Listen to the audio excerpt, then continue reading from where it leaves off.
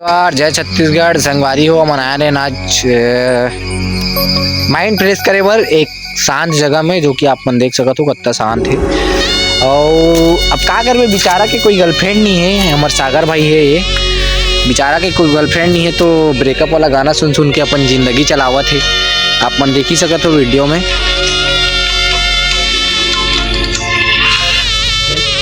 क्या बोलना चाहते हैं भाई सागर, दो शब्द बोल दे।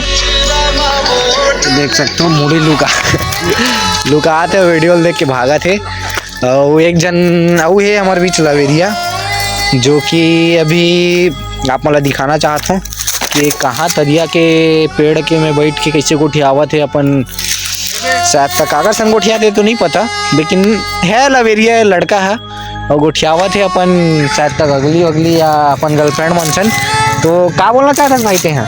दो शब्द बस बोलना चाहता हूँ भाई, दो शब्द में वो कुछ शब्द नहीं मतलब बोले पर बच्चा रहो, लाइक करो, फॉलो करो, सब्सक्राइब करो।